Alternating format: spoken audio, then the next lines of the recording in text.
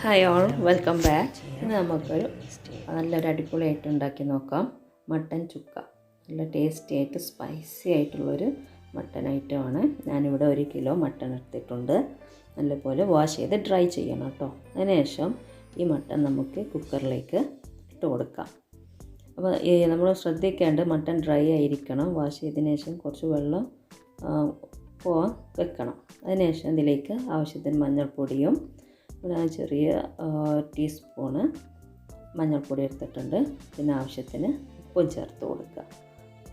അതിനുശേഷം ഇത് നല്ലപോലെ ഒന്ന് മിക്സ് ചെയ്തതിന് ശേഷം നമുക്കിതൊന്ന് വേവിച്ചെടുക്കാം. ഇനി ഇതിലേക്ക് വേറെ വെള്ളമൊന്നും ചേർത്ത് കൊടുക്കേണ്ട ആവശ്യമില്ല.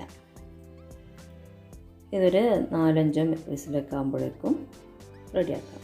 ഇനി നമുക്ക് ഇതിലേക്ക് ആവശ്യമുള്ള കൊത്തമല്ലി, കുരുമുളക്, ചെറിയ ജീരകം, അതുപോലെ വലിയ ജീരകം.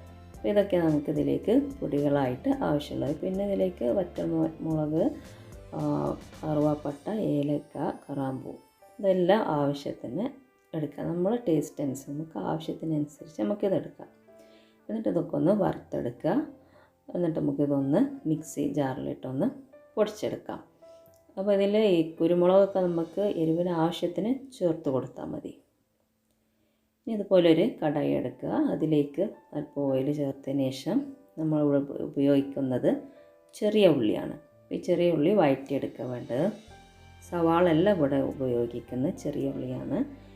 ഇതിലേക്ക് അല്പം പച്ചമുളക് ചേർത്ത് കൊടുക്കാം. അതുപോലെ തന്നെ കറിവേപ്പിലയും ചേർത്ത് കൊടുക്കാം. അപ്പോൾ എരിവ് പ്രത്യേകം ശ്രദ്ധിക്കണം. നമ്മളുടെ കുരുമുളക് ഓൾറെഡി യൂസ് ചെയ്തു. അതുപോലെ ഇപ്പോൾ പച്ചമുളകും ചേർത്ത് കൊടുത്തു. പിന്നെ ഇഞ്ചിയും വെളുത്തുള്ളിയും ചതച്ചിട്ട് ചേർത്ത് കൊടുക്കാം.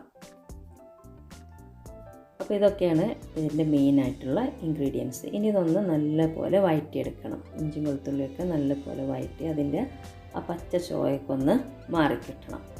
അതിന് ശേഷമാണ് നമുക്ക് ഇതിലേക്ക് നമ്മൾ വറുത്ത് വെച്ചിട്ടുള്ള പൊടി ചേർത്ത് കൊടുക്കേണ്ടത്.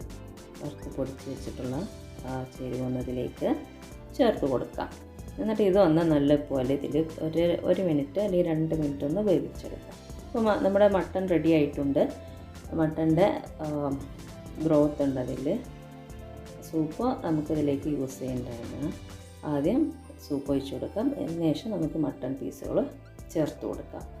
ഇനി ഇത് നമുക്കൊരു 10 മിനിറ്റെങ്കിലും ഒന്ന് വേവിച്ചെടുക്കണം. മട്ടൺ നമ്മൾ ഓൾറെഡി കുക്കറിലിട്ട് വേവിച്ചതാണ്. അത് ഈ മസാലയുമായിട്ടൊന്ന് ചേർത്ത് കൊടുക്കാം. അപ്പോൾ റെസിപ്പി എല്ലാവരും ഒന്ന് ട്രൈ ചെയ്യുക. ഇഷ്ടപ്പെട്ടാൽ ലൈക്ക് ചെയ്യുക, സബ്സ്ക്രൈബ് ചെയ്യുക, ഷെയർ ചെയ്യുക. Please subscribe.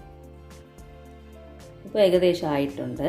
ഇനി ഒരല്പം കൂടി ഒന്ന് വറ്റിച്ചെടുക്കാം. നല്ലപോലെ ഒന്ന് അടച്ചു വെച്ച് ഇപ്പോൾ അത് ഏകദേശം ആയിട്ടുണ്ട് കേട്ടോ. നല്ലപോലെ വെള്ളമൊക്കെ വലിഞ്ഞിട്ടുണ്ട്. അപ്പോൾ നല്ലൊരു ചുക്ക രൂപത്തിലായിട്ടുണ്ട്. അപ്പോൾ എല്ലാവരും ഒന്ന് ട്രൈ ചെയ്യുക, സബ്സ്ക്രൈബ് ചെയ്യുക. Thank you.